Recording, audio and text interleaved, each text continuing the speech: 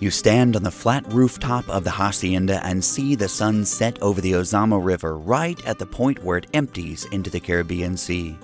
The warm breeze lazily drifts from the harbor across the ships at anchor and gently caresses your face. The heat of the day has subsided. This should be a moment of relaxation. Instead, the darkness fills you with dread.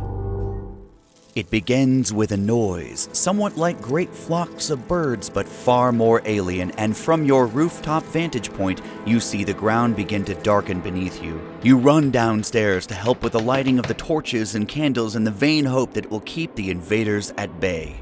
They begin to pour through cracks under the door and through shuttered windows as you run for the stairs, carrying a flame for the torches on the roof. As you reach the top of the stairs, you see the city cast in a reddish glow and covered in smoke, a symbol of the others attempting the same as you, to use the fire for respite from the infestation. A sharp jab on your foot brings your attention back. You look down in time to see the cause of your pain, an ant. You quickly work to detach the stubborn insect from your foot, crushing it with disgust under your heel. The ants are everywhere now, climbing the walls, infiltrating the house, destroying everything they touch. You keenly sense the pain in your foot, see the flames and smoke around you, and hear the cries of those who did not light their fires quickly enough. You behold a literal hell on earth, and you cry to God, asking what you and your people have done to deserve this punishment.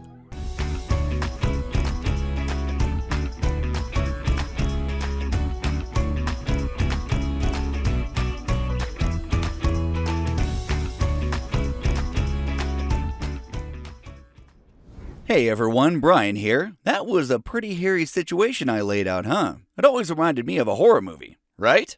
Well, what I described was a real historical event, sometimes called the Summer of the Fire Ants.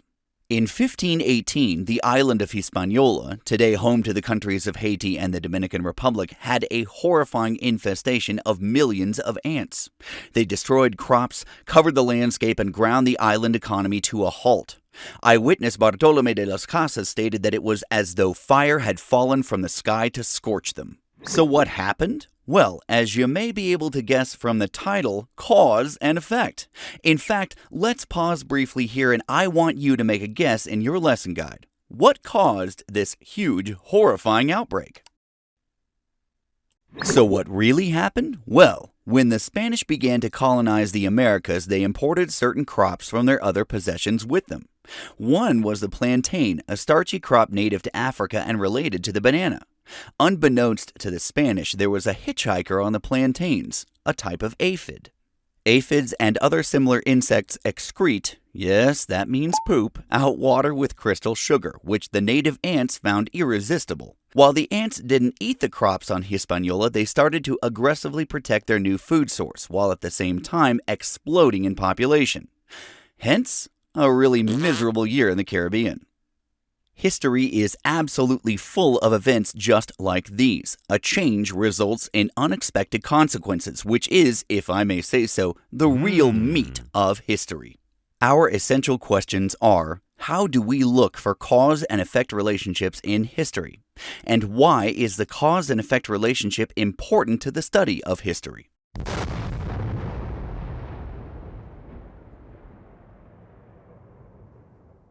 So we know that changes among people can have a big impact. What does that tell us about so many events throughout history? Well, for starters, nothing in history happens in a vacuum. I mean, nothing in history just happens for no reason. Alexander the Great didn't just decide to go out and try to conquer the world on a whim. Neolithic peoples didn't just decide to go for a walk and end up in Southwest Asia and Europe. Everything has a motivation, and that motivation is a cause. For Alexander the Great, there were a few causes. The last tutor of his young life, Aristotle, schooled him in Greek thought, philosophy, and learning. Lit by these far-reaching ideas, Alexander spread this to the world through his conquests. Cause and effect. Travel is sometimes still difficult today, but for Neolithic people living in Southwest Asia and East Africa 9,000 years ago, it wasn't just difficult, it was capital D dangerous. So why did they do it? Climate change. The end of the last glacial period or ice age changed the climate of Southwest Asia, East Africa, and Central Asia. This change drove people to move to areas where the climate was a little better than where they left. Cause and effect. Now, I want you to think about a time in your life where you experienced a big change. What was the cause which prompted the effect of this change, and how did you react to this new situation? Something we should always remember about history, no matter the cause, no matter the effect, is that these are the lives of people we're exploring. And people react, well, pretty much like you did when you experienced a change. Excitement, fear, thoughtfulness, anger, sadness, or confusion. No matter how separated you are from those you study, you're always closer to them than you think.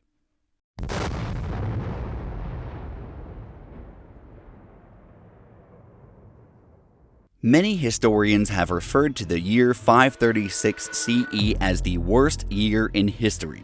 Why? Well,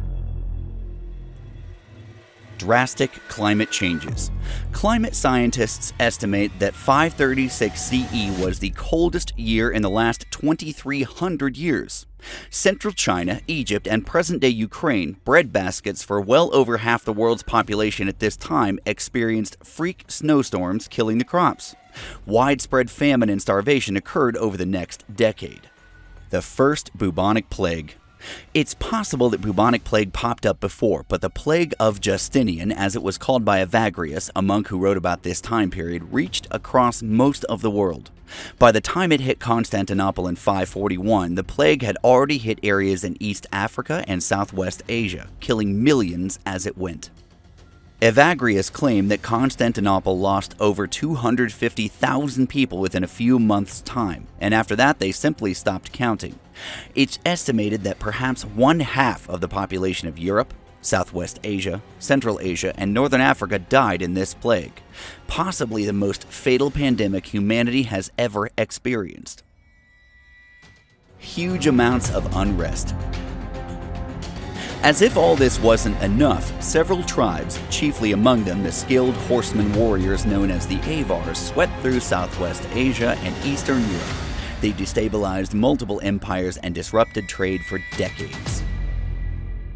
So what happened? Take all these events and create a theory in your lesson guide. Pause the video here and think about cause and effect. As our final example of the importance of cause and effect, let's create a chain of events, starting in the Sunda Strait of Indonesia, on the volcanic island of Krakatoa. In 535 CE, Krakatoa erupted with the force of thousands of atomic devices and propelled volcanic ash 15 miles into the atmosphere. This ash circled the Earth, blocking sunlight and cooling the entire globe for an estimated decade, stifling rainfall and lowering temperatures. This caused everything from crops to natural grasses to stop growing. The grasses of the Central Asian steppes were what the Avars' horses fed on. When the grasses began dying, they had to move on.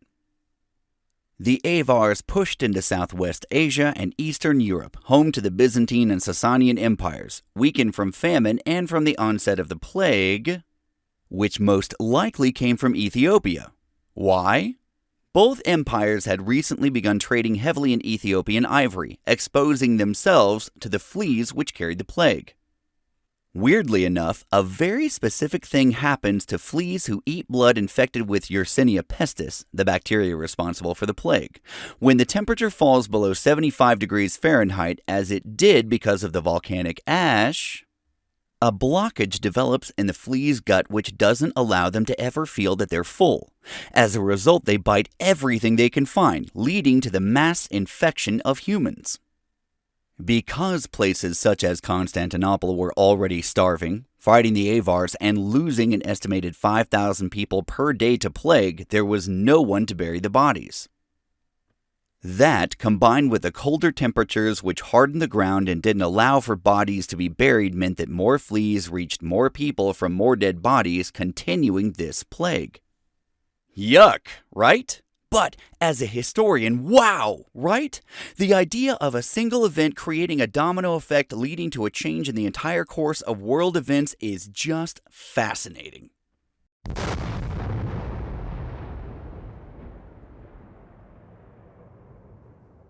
From a plague of fire ants to an actual plague, from the movement of peoples to volcanic eruptions changing the fate of empires, the history of the world is, in many respects, the history of cause and effect. As we continue through this year, look for the potential to study the reasons behind the reasons, the motivating factors which may paint even well-known historical events in a different and far more interesting light. Don't forget about the Extend Yourself activity and remember that history is everywhere. Hey!